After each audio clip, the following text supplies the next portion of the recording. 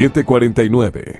Estamos de regreso ya a esta mesa de diálogo y de trabajo con el economista José Hidalgo Pallares y el economista Ramiro Crespo.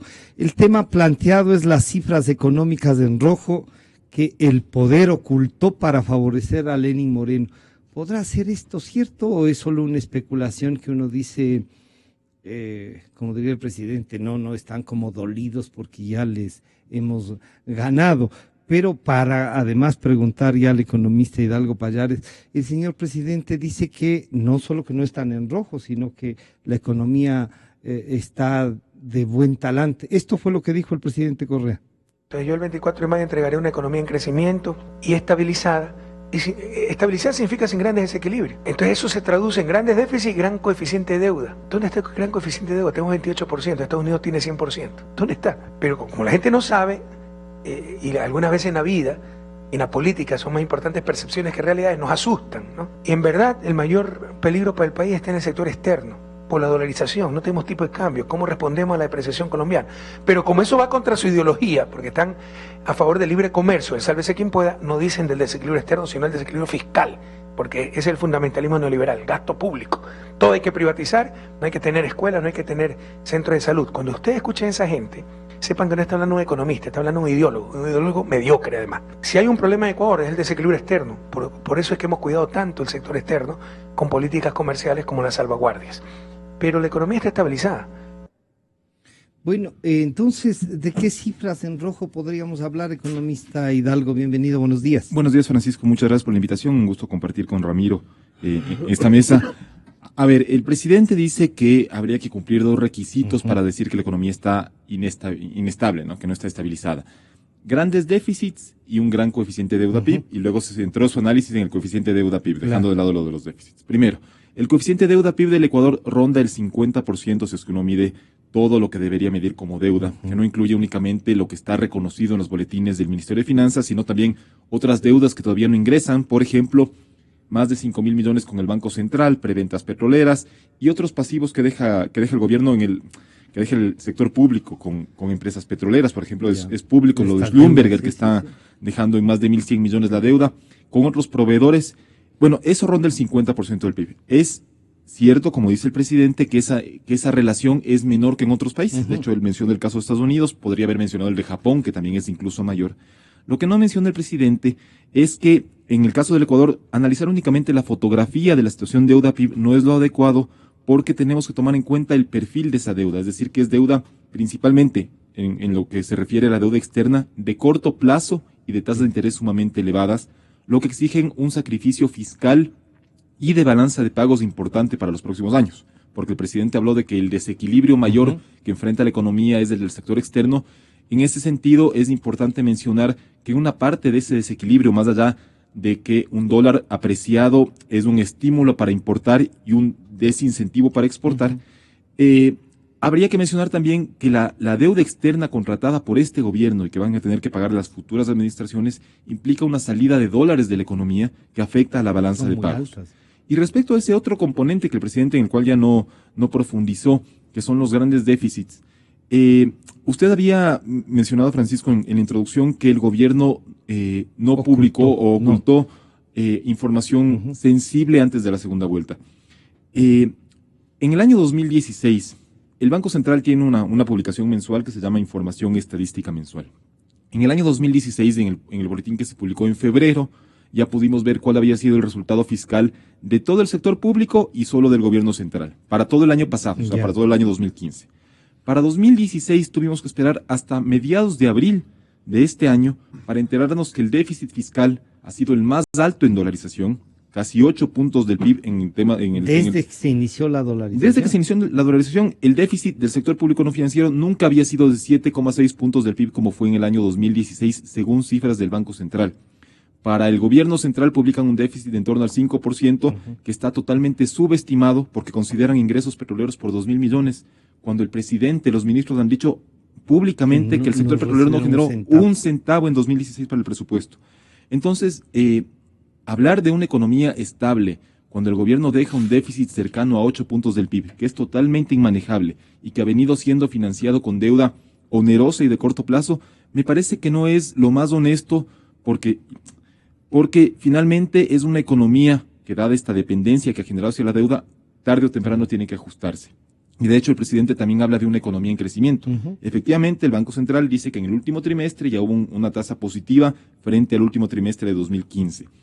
Pero eso me parece a mí que es del resultado natural de que el gobierno haya inyectado tantos recursos a la economía procedentes de deuda, que obviamente generan algún tipo de respuesta en la actividad y en el consumo, pero que deberían estar acompañados, si fuera una recuperación genuina de la actividad, por una mayor demanda de empleo por parte de las empresas. Y el Banco Central y el INEC muestran que la demanda de empleo sigue cayendo. Y que además disminuyó, si es que vemos en la seguridad social, cuántos salieron de la seguridad social. Exacto.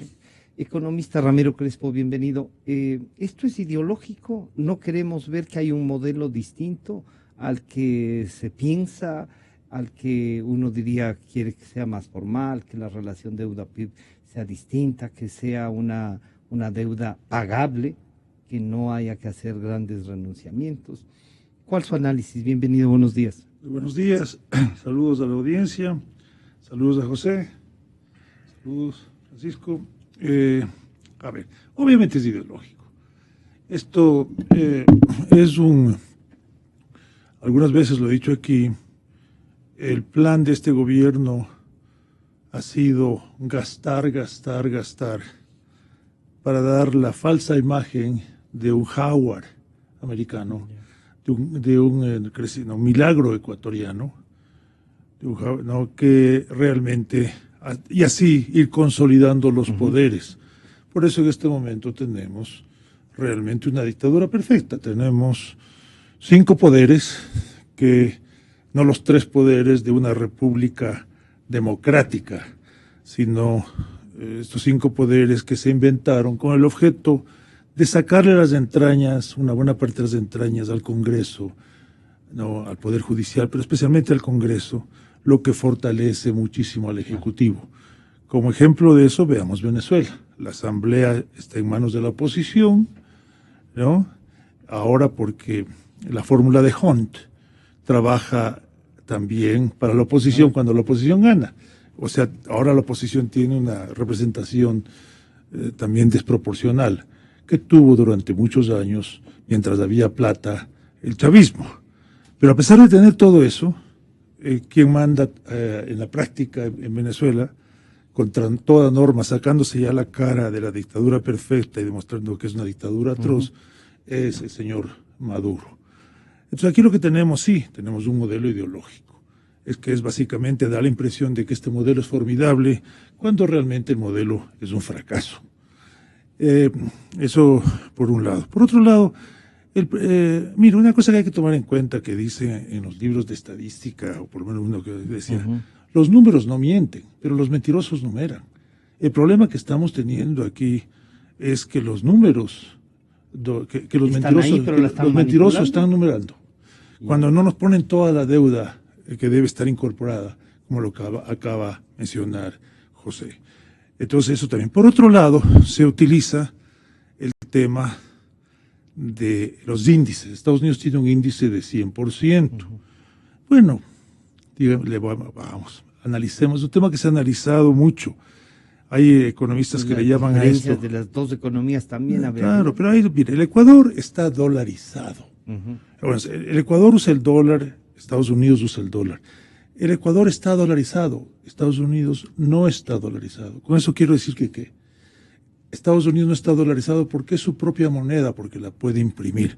El Ecuador está dolarizado porque, así como se adhirió al Tratado de Libre Comercio sin capacidad de poder negociar, porque estos señores se demoraron 10 años por razones ideológicas y tuvieron que aceptar luego lo que Colombia y Perú habían negociado, también se tuvo que adherir a la dolarización por el muy mal manejo que hubo por parte de los políticos de la moneda nacional. Pero el señor presidente encuentra que es un grave problema la dolarización. No, perdón, es mal usado.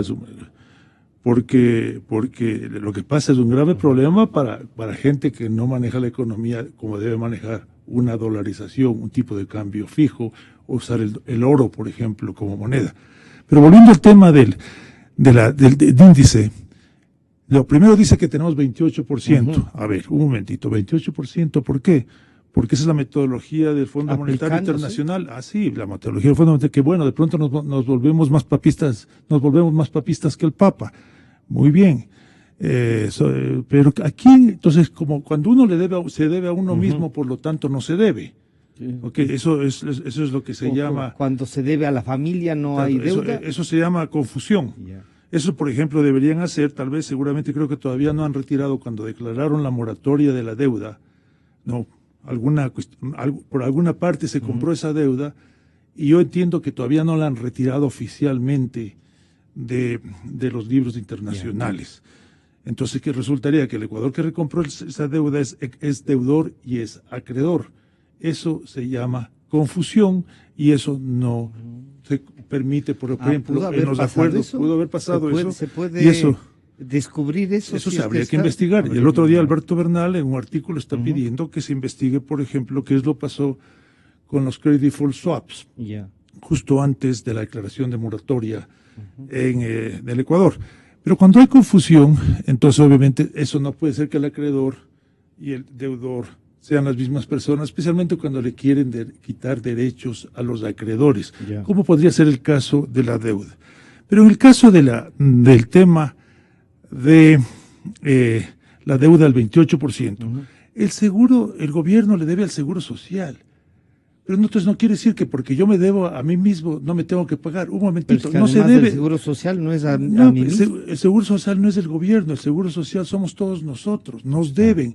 Mañana no nos van a poder decir, Son fondos privados. cuando estemos viejos y ya sin poder trabajar, nos van a decir, señores, no les puedo pagar su pensión porque yo me debo a mí mismo, por lo tanto no les debo.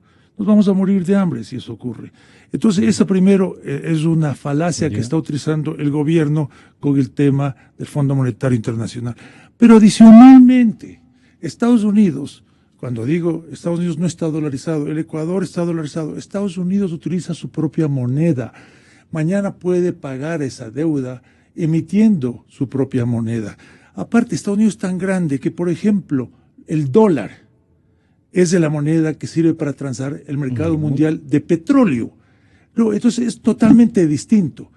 Pero el Ecuador no puede endeudarse en su propia moneda. Eso se llama el pecado original. Países que no pueden endeudarse en su propia moneda no pueden, aparte del perfil de deuda que menciona muy bien José, no pueden endeudarse a los altos índices que se endeuda, por ejemplo, Estados Unidos, el Japón o Europa, porque sufren del pecado original que no se pueden endeudar en su propia moneda. Por eso es que sale la deuda externa. Externa quiere decir en otra moneda en la que yo no emito. La pregunta que a mí me gustaría hacer, y tal vez sería bueno revisar, ¿no? Tendría que conocer, ¿cuánto es la deuda externa en el sentido de ser emitida en yenes o en marcos de Estados Unidos? Creo que cero. Habría que verla. Economista Hidalgo, bueno, claro, si dicen cuánto debe usted en yenes, como no tengo deuda, pero eso no significa que no tenga en otras monedas. Pero economista Hidalgo. ¿Y qué otro? Perdón, no entendí esto. Sí, no, yo decía, una cosa, si es que a mí me preguntan, ¿usted tiene deuda en yenes? No tengo deuda en yenes, pero debo a la tarjeta, por decirlo. Claro. O sea, pero tengo deuda. Claro. No importa la moneda, tengo deuda. Claro, y en el caso de Estados Unidos tiene deuda solo en dólares, pero es una deuda que primero lo puede pagar por el Claro, tamaño de su porque es economía, su por lo propia que moneda. genera, por el perfil, Ya. por la liquidez de con la capacidad que se puede refinanciar y por Ya. último porque imprime su propio dinero. Economista Hidalgo, ¿cuáles serían las cifras en rojo entonces? Y si esto de la deuda, como nos acaba de explicar el economista Crespo, tiene un peso así real, y diga usted lo de la seguridad social, que a mí me parece que es una cifra en rojo, por ejemplo, que lo del Banco Central también me parece.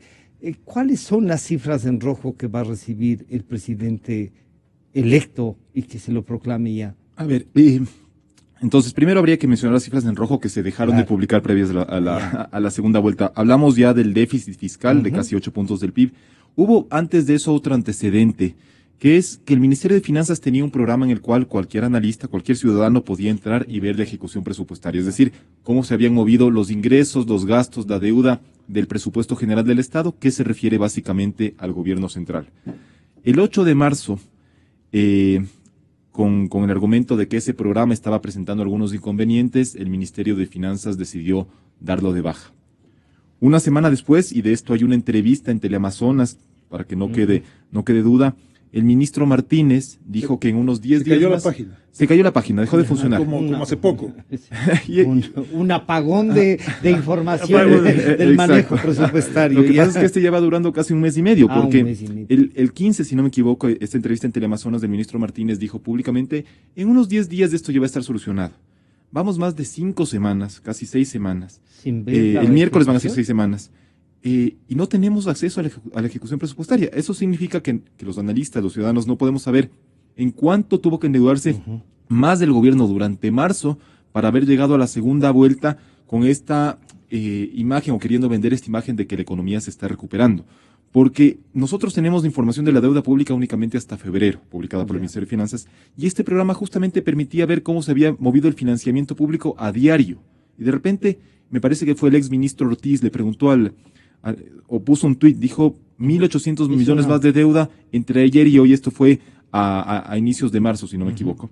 Nosotros hicimos también vía Twitter una pregunta pública al Ministerio de Finanzas de por qué en qué se basaba eso. Y bueno, la respuesta fue dar de baja el programa y obviamente no emitir ninguna respuesta oficial. Entonces, con ese antecedente ya sabemos que lamentablemente estamos entrando, conversábamos afuera con Ramiro, una etapa de oscurantismo económico, en el cual hay cifras que se publican y en las cuales uno no puede confiar mucho. Por ejemplo, yo no confío en lo personal en las cifras de crecimiento del Banco Central.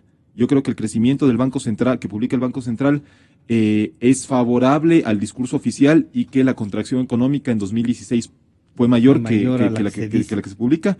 Y en 2015 también creo que el número no fue el que se publicó. Pero hay otras cifras sumamente graves que tienen que ver, ya que entramos en el tema del Banco Central. Al 7 de abril, que es la última información disponible, la deuda con el Banco Central eran 5.800 millones de dólares, ¿sí? El discurso oficial venía diciendo que esa deuda estaba respaldada al 100% en depósitos públicos en el Banco Central. Es decir, según el presidente y las autoridades económicas, no era conveniente tener esos recursos ociosos, según decían ellos, porque convenía más introducirlos a la economía para que generen actividad. En realidad, el destinatario de esos créditos era siempre el gobierno, ¿no? Pero al 7 de abril, como decía, son 5.800 millones en deuda y los depósitos públicos están por debajo de 5.000 millones. Entonces ya hay una diferencia de 800 o 900 millones que provienen de otras fuentes. El gobierno podría decir, sí, esas otras fuentes son las reservas bancarias de las entidades públicas, como son BIES, CFN y Banco Nacional de Fomento, pero en realidad, si es que uno se fija en las reservas bancarias privadas, están más o menos en 4.700, que ya es un monto muy superior al de las reservas internacionales, que son los activos líquidos. Es decir, ahí metí dos temas, perdón. Los activos líquidos, lo recomendable es que cubran todas las obligaciones del Banco Central, lo que se llama pasivos exigibles, que en la actualidad están en más de 10.000 millones. Ese rato. En realidad, en eso tienen algo de razón los ministros, en que no se puede retirar toda la plata de golpe del Banco Central, pero al menos la plata de los bancos privados sí sería recomendable que esté cubierta por activos líquidos. Y esto venía siendo así, con algunas pocas excepciones, pero en las últimas 2 semanas ya hay una diferencia importante entre los activos líquidos, que están en 3.500 millones, la última información disponible, y las reservas privadas, que están en más de 4.500, si no me equivoco, 4.200 o 4.500. Esto obviamente no implica ahorita un riesgo instantáneo para los bancos, porque tienen excedentes de liquidez. De hecho, el problema es que no tienen a quién prestar la plata porque no hay demanda de crédito. Pero es una utilización de los dineros depositados en el Banco Central que no me parece a mí en absoluto la óptima, porque están utilizando recursos que no es privados. La mejor forma desde su punto de vista del manejo de las reservas. Y sobre todo porque estamos hablando de un destinatario de los créditos que es un destinatario muy poco confiable. Hay que recordar que las autoridades económicas venían diciendo que esa deuda se iba a pagar. Yo me acuerdo, tuve un debate con el ministro Rivera en octubre, cuando la deuda estaba como en 3.800 millones. Dije, no, seguramente en unos 2.000 millones vamos a bajar hasta finales de año. Bueno, en realidad subió en 2.000 millones, lejos de haber bajado. Y no solo eso, sino que era deuda de corto plazo, es decir, el Banco Central recibía sobre todo CETES, que vencen, no sé, al mes, 2 meses, 3 meses, menos de un año. Y ahora los han cambiado por bonos de largo plazo, a 4, 6, 8 años, lo que significa que este gobierno, lejos de pagar esa deuda, se desentiende por completo y deja a futuras administraciones un Banco Central con activos en papeles del Ministerio de Finanzas y pocos activos líquidos para responder a eventuales retiros de depósitos de los bancos, de instituciones públicas, del IES y del mismo Tesoro. Entonces, esa es otra cifra en rojo que el gobierno no nos quiso transparentar antes de la segunda vuelta, porque la información en la que supimos que el Banco Central le había prestado 500 millones más al gobierno, se publicó el lunes posterior a la segunda vuelta. Y luego vienen también las cifras de empleo que van a ser publicadas, creo yo, esta semana. Sé que en el INEC ha habido muchos cambios, no solo de la principal autoridad, sino también del equipo. Yo espero que eso no signifique que el INEC, que venía publicando encuestas, en mi opinión, bastante fidedignas, espero que no entra... O eso, exacto, que no empiece a retrasarse como hace el Banco Central, porque el Banco Central tiene un calendario de publicaciones que lo ignora olímpicamente, siempre espera que el presidente posicione su análisis de las cifras, para ellos ahí sí parecería que les dan el permiso de publicar las estadísticas. Y con lo del INEC, espero que sean tan puntuales como han venido siendo y que las encuestas sigan siendo igual de rigurosas. Y, a ver, hubo, por ejemplo, en la última, me parece que el INEC y algunas autoridades querían interpretar las cifras a su conveniencia, pero las cifras eran duras y estaban ahí. Lo que no quisiera que pase es que ya nos empiecen a generar dudas, al menos a mí en lo personal, como ya me generan las del Banco Central. Entonces, en tema fiscal, el tema del empleo creo que y el de crecimiento, que es simplemente una ficción que estamos viviendo en la actualidad, de ese repunte porque es dinero de la deuda que ingresó al país, creo que son los tres grandes sectores en los cuales el gobierno deja cifras en rojo y sobre todo que obligan al próximo presidente, ya sea Lenín Moreno o Guillermo Lasso, a tomar medidas para corregirlo porque es insostenible. Economista Crespo, ¿usted cree que se tomarán, si es que es el señor licenciado Moreno el presidente electo, ha dicho paquetazos y eso no va a haber? Pero además de estos tres pilares, ¿qué otros podría encontrar usted? A ver, en cuanto a las cifras en rojo. Bueno, primero quiero resaltar la importancia de la independencia, del Banco Central. No, es muy importante resaltar la independencia. Por algo el Banco Central es independiente, ha sido independiente tradicionalmente. Se lo creó originalmente en distintas partes del mundo para que sea independiente. Con el argumento de que en dolarización no se necesita un Banco Central, lo que se ha hecho y se ha utilizado al Banco Central, se le ha quitado la independencia. Y la independencia no solo importante por el tema de la reserva monetaria, por el tema de los números, sino también por el tema de que es un pilar fundamental del mecanismo de pagos. El mecanismo de pago de una economía es algo fundamental. Entonces ahí está el sistema financiero y está el Banco Central, que es en definitiva el que sirve como cámara de compensación para compensar los pagos financieras. Entonces, al Banco Central no se le puede tocar, tiene que mantenerse independiente, inclusive para vigilar el tema para que haya seguridad sobre el mecanismo de pago le dé mayores fundamental garantías, de una pero economía. aquí le voy a insistir, aquí hay una visión de que el Banco Central no puede ser independiente, que debe estar ahí y que no solo que no tiene razón en dolarización, pero uno dice, pero fijan tasas de interés, pero pueden fijar el circulante, pero pueden ver... Así es, y por eso estamos como estamos. Y hacen política monetaria también. Así es, por eso estamos como estamos. Porque aquí lo que pasa es que se inventa la pólvora, pero se la inventan mal. Entonces estamos como estamos. Yo creo que deberíamos seguir la fórmula de otros países que han conseguido mayor igualdad, han conseguido reducir la pobreza, han conseguido reducir las desigualdades, mejorar coeficientes de Gini, cosas por el estilo, pero a la vez han crecido mucho, porque han mantenido otra manera de ver la economía. De la economía. Entonces, hablando el tema del seguro social, el seguro social está totalmente invertido en el gobierno, o mayoritariamente, una parte desproporcionada, adicionalmente se le ha borrado deudas. El seguro social tiene actuarialmente un problema muy serio, el problema de que en definitiva no hay suficiente dinero para que invertido, y especialmente a las tasas a las que le obliga a invertir el gobierno en bonos del Estado, no hay manera de que se pueda pagar en el futuro las pensiones. O sea que la reserva de la seguridad social, usted diría, no están Y aparte que la garantía es el propio Estado. El propio Estado, y por eso no daban ese 40% que retiraron. Dicen, no importa, porque el momento en que sea necesario lo daremos. Ahora, ese momento, mire, si los inversionistas mundiales le exigen al Ecuador un rendimiento del 10% para invertir en bonos ecuatorianos y tiene un riesgo país, por lo tanto bastante alto el Ecuador, ¿usted cree que una garantía así, con un altísimo riesgo país, realmente es confiable para los ecuatorianos, especialmente cuando van a estar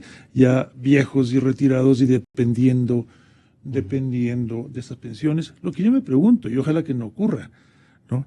Pero si mañana, Dios no quiera, nos desdolarizamos, ¿qué va a pasar con las pensiones de seguro social? Va a pasar lo mismo que pasó en el año 2000, que pensiones que de pronto se volvieron pensiones de $10 al mes, cuando eran pensiones, cuando la gente contribuyó para tener un retiro. Menos de $1. Un retiro honorable. ¿Qué va a pasar al revés? Si nos desdolarizamos con el dinero electrónico, nos vamos a desdolarizar uno a uno, y después ese uno, como pasa en los países con moneda propia y que no tienen disciplina y que son presas del populismo, mañana ya deja de ser 1 a 1 y se vuelve 100 a 1, Esta 200 a 1. preocupación, y usted la acaba de mencionar, del dinero electrónico, que ya se ha gastado dinero, se ha puesto una plataforma, está ahí, pero que no tiene el repunte que hubiesen querido. ¿Por qué genera dudas? Yo tengo algunos argumentos, pero ¿por qué desde el punto de vista de los economistas? ¿Lo del Banco Central pesa también ahí? Por supuesto. ¿Que sea el único que controla? Claro, lo que ocurre es lo siguiente, es la gente que está pensando básicamente, dice, el dinero electrónico hay en otros países, ¿no?, manejado por el sector privado. Por ejemplo, Apple tiene lo que se llama Apple Pay, se paga a través del sistema de Apple. El dinero electrónico lo utiliza la banca, inclusive los bancos centrales ya no imprimen la mayoría del dinero, sino que son cuentas electrónicas, o sea, en la cuenta electrónica del banco pero X. Deben tener un respaldo. Pero deben tener un respaldo, claro. ¿Ok? Entonces, ¿qué es lo que se teme aquí? Que de pronto, al no dejar que sea el sector privado que maneje como un mecanismo de pago, que por ejemplo, en África comenzó el tema, y la moneda que se utilizaba para el dinero electrónico en África eran los minutos. O sea, que se canjeaban minutos de los teléfonos celulares. Así como en las prisiones utilizan de pronto algo que vale y que tiene poder de circulación para intercambio. Por ejemplo, los cigarrillos, lamentablemente las drogas, o la buena comida, o lo que sea. Allá utilizaban los minutos. Y fue una cosa que evolucionó naturalmente en la sociedad civil, en el sector privado. Aquí viene el Banco Central y dice, no, los esfuerzos, esto tiene que ser monopólico, tiene que ser el Banco Central y tiene que tener un poder liberatorio. Liberatorio quiere decir que mañana, yo le debo plata y yo vengo y le pago con dinero electrónico, y usted no puede rehusar a que yo le pague con dinero electrónico y me libera de cualquier deuda que yo tenga con usted. El problema va a ser ahí cuando quieran monetizar. Entonces ahí vamos. Entonces, luego, ¿qué pasa con el dinero electrónico? Entonces, muy bien, está manejando. Al comienzo nos van a decir, sí, usted abra una cuenta en el Banco Central y ponga, señor, sus $200. Entonces uno va y pone los $200, tiene $200 de dinero electrónico. Así nos vamos acostumbrando. De pronto comienzan a pagar los sueldos del sector público, comienzan a pagar los sueldos del sector público, ¿con qué? Con dinero electrónico. Ahora, si no tienen para pagar a los proveedores de petróleo, si no tienen para pagar a los constructores de carretera, etcétera, etcétera, mañana, si se están endeudando con el Banco Central para cubrir por lo menos el 50%, porque la deuda mensual del Banco Central cubre 50-60% del salario del sector público, los salarios del sector público, entonces mañana van a tener respaldo. Al comienzo se endeudarán con el Banco Central, pero luego comenzarán... Pero la deuda sigue creciendo en el banco. Sigue creciendo, pero luego van a hacer, ¿sabes lo que podrían hacer? Lo que la gente teme, van a acreditar. Entonces le van a acreditar dólares electrónicos que no tienen el respaldo. ¿Y qué va a ocurrir? Entonces vamos a tener dos monedas en circulación. La moneda dólar, la de Estados Unidos, y el dólar electrónico inventado por nosotros. Entonces, Luego, ¿qué ocurre? La gente que no es tonta, y eso ya viene desde el siglo XVIII, es la ley de Gresham, creo que 17, pero tal vez, no 18. La ley de Gresham, que quiere decir el mal dinero saca de circulación al buen dinero. Parece contraintuitivo porque lo lógico es que circule el buen dinero. Claro. Pero ¿qué ocurre? Si usted, si yo tengo dos dineros, claro, yo me guardo el dólar con el Washington, con la cara de Washington, los 25 centavos para el ahorro, porque eso mañana me va a servir fuera del país y dentro del país, y le doy a usted los 25 centavos con la cara de Eloy Alfaro, pobre Eloy Alfaro, y adicionalmente puedo coger, o si no le pago en dinero electrónico, y tiene poder liberatorio, usted no me tiene que aceptar. Entonces eventualmente va a pasar lo siguiente, gente va a querer importar, y va a ir al Banco Central para que les den los dólares para importar, y no va a haber los dólares, y la gente va a comenzar a sospechar, y va a comenzar entonces a ver qué. Va a haber un tipo de cambio entre el dinero electrónico, ¿no? y el dinero real, como pasaba en Argentina con los patacones y la manera que circulaba en Argentina. Además de esto que podría ser una aplicación, ¿usted encuentra otra cifra en rojo para ir culminando? Entonces, luego tenemos el problema. Y ojo, hay que tener mucho cuidado, porque así se permite financiar temporalmente falsas promesas. Y al financiar falsas promesas, eventualmente tenemos una espiral, puede tener una espiral inflacionaria y también de depreciación de la moneda. Pero la depreciación de la moneda vendría por la electrónica. Por la electrónica que comienza. Que van a decir, le voy a recibir al 80%. La que está comenzando a ser impresa, entre comillas, puesta en cuentas electrónicas. Y ¿sabe lo que pasa? Lo dijo Albert Hirschman desde los 30, 40, decía que a las dictaduras les encanta tener su propia moneda. Y eso es lo que pasa en Venezuela. Y en Venezuela una de las fuentes fundamentales de corrupción, aparte del petróleo, pero tal vez tan importante como el petróleo, es el tipo de cambio, donde realmente han hecho unas fortunas extraordinarias aprovechándose los distintos tipos de cambio. Entonces, lo que la población ecuatoriana hizo en el año 2000, que le quitó el poder de emitir dinero a los políticos porque no confiaba en ellos, está siendo revertido, podría ser revertido, y mañana tengamos políticos emitiendo una moneda, cuando nosotros ya les dijimos hace mucho tiempo que no queremos que ellos emitan la moneda porque es un poder enorme que no le confiamos. Entonces, eso sería un problema. ¿Usted ve ahí un saldo en rojo, entonces, en esa posibilidad? Tenemos un saldo, por supuesto. Otra cosa, nos veamos el tema del Banco Central. El tema del Banco Central comenzó con préstamos así, como hablamos, como decía muy bien José. Pero ¿qué es lo que está pasando ahora? El Banco Central ha dejado de ser un Banco Central independiente y se ha vuelto un banco comercial más, pero cuyo único cliente es el Estado. Entonces, ¿qué es lo que hace? Le presta al Estado, el Estado recibe el dinero del Banco Central, paga los atrasos, bueno, lo que tenga que pagar, las obras que tenga que pagar, lo que sea, ese dinero regresa al sistema financiero y a través de los encajes y reservas obligatorias cada vez más altas, vuelve al Banco Central, que el Banco Central le vuelve a prestar al Estado. Y de pronto el Banco Central se ha vuelto un banco comercial que está multiplicando el dinero como cualquier banco comercial. Economista, se nos fue el tiempo, pero una última apreciación que sería ¿puede influir en el tema el tema de indefinición política? Totalmente, ¿sí? Totalmente. Lo que ocurre, primero lo que hablaba muy bien José, el tema de la opacidad. Si las cosas son opacas, entonces la gente, si uno tiene neblina, uno maneja más despacio. Si los números son opacos, el inversionista va a ser mucho más cauteloso para invertir en el Ecuador. Entonces, ¿qué es lo que ocurre? Primero, con números opacos y con estos malos ejemplos que estamos viendo, la gente aumenta el riesgo país, el endeudarse se vuelve mucho más costoso, en general el país se vuelve más costoso, como está muy, muy costoso, y entonces ya tenemos un problema de financiamiento por la opacidad. Pero aparte de eso, al tener un gobierno que no se le considere legítimo, al tener un gobierno que se considere que ha usurpado, yo creo que mucha gente va a tener mucho cuidado, primero, en prestarle dinero a este gobierno que probablemente va a tener problemas muy pesados por la apariencia de ilegitimidad o la realidad de legitimidad.